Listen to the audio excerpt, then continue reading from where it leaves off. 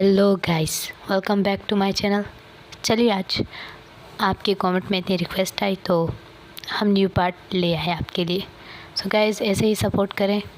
तो बिना वक्त ज़ाया करते हुए स्टोरी शुरू करते हैं। तो हमने लास्ट पार्ट में देखा था कि वांग जी ने विंग की गर्दन से ज़ोर से पीछे से पकड़ लिया था ताकि वो भाग ना पाए। और विंग को इस बात पे बहुत ज़्यादा गुस्सा आता है और विंग कहता है, अगर तुम मुझे नहीं छोड़ोगे तो मैं तुम्हारे मुंह को तोड़ दूँगा। जिससे वांग जी हंसने लगता है और कहता है, अच्छा ऐसी बात है। और विंग को और भी गुस्सा आ रहा होता है। वो कहता है, छोड़ो और मुझे देर हो रही है, मुझे जाने दो। विंग के दिल को ये डर खाए जा रहा होता है, अगर उसके बिग ब्रदर शिचेंग को पता चल गया वो कहाँ है इस वक्त और वो अभी तक घर नहीं पहुँचा तो उसका क्या हाल होगा।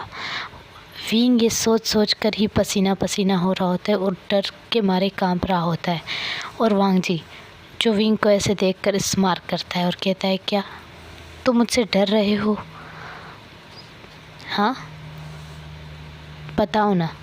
विंग उसे बहुत ज़्यादा गुस्से से देखता है और कहता है, तुम बेवकूफ़, तुम्हें एक बात समझ नहीं आती? मैंने कहा अभी छोड़ो मुझे। और हमारा वांग जी वो नोइंग वॉइस में कहता है, नो। और विंग उसे देखने ही लगता है। वांग जी फिर विंग के नेक पर अपने फेस को रख के रब करने लगता है। विंग उसके सडन इस रिएक्ट से बहुत ज़्यादा उसकी आईज वाइडन हो जाती हैं और वो परेशान हो जाता है। लेकिन वांग जी कंटिन्यू अपना फेस विंग की नेक पर रब कर रहा होता है, जिससे विंग को बहुत ज़्यादा डिस्गस्ट में फील करता है और वांग जी को ज़ोर से पीछे धक्का देता है, इतना फोर्स से कि वांग जी पूरा लड़खड़ा जाता है और वांग जी के फेस पे ज़ोर से स्लैप करता है और कहते हैं, तुम्हारी हिम्मत कैसी हो मुझे इस तरह छूने की, यू ब्रैट। वांग जी के घाट जो आगे बढ़ रही होते हैं लेकिन वांग जी उन्हें रोक देता और गुस्से से उसकी तरफ देखने लगता है। वांग जी जिसे आज तक किसी ने एक थप्पड़ का इशारा भी नहीं किया था, उसके ऊपर विंग के थप्पड़ के निशान पड़ जाता है और विंग रो कर वहाँ से जाने लगता है और कहता है, डिस्गस्टिंग, मेरी गलती है, मुझे इसके साथ। विंग अपने मेंशन पहुँच जाता है जहाँ पहले से ही शिचेंग उसका इंतज़ार कर रहा होता है और वो बहुत गुस्से में होता है और विंग को गुस्से में कहता है, कहाँ रह गए थे तुम? तुम्हें पता है मैंने तुम्हें कितना ढूंढा।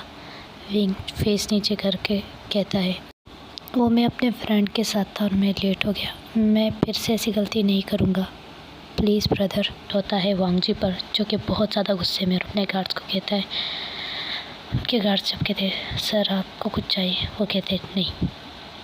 और वो अपने घर जाता है और वो बहुत ज़्यादा गुस्से में है और वो कहता है, डैड को कॉल करो अभी इसी वक्त।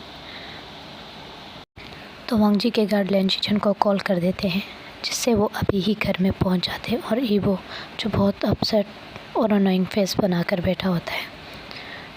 शिचेंग कहते हैं, बेबी क्या हुआ तुम्हें?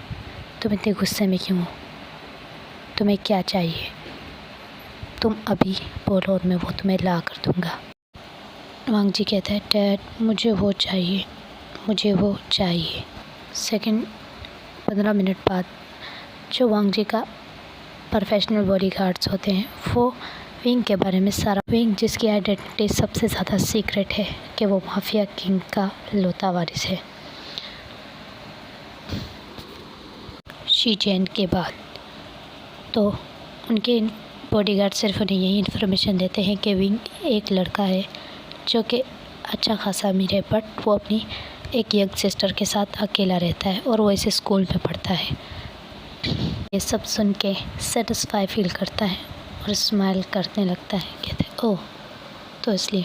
तो उसके गार्ड कहते हैं, अगर आप कहें हम उसे उठा लें, तो ये वो हाथ खड़ा करता है, नहीं कोई ज़रूरत नहीं, मैं उसे खुद देख लूँगा, मैं उसे सिर्फ प्यार से पाना चाहता हूँ। गाइस मॉर्निंग होती है और विंग स्कूल से आ रहा होता है वापस।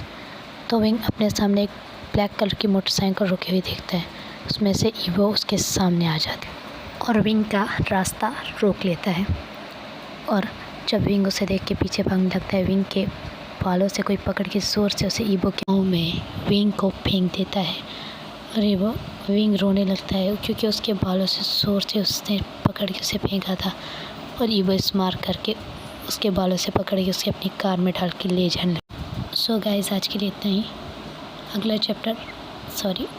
अगले पार्ट में आपको फिर एक्सप्लेन करूँगी। और अगली वीडियो के लिए बाय बाय, टेक केयर और सब्सक्राइब कर दें मेरे चैनल।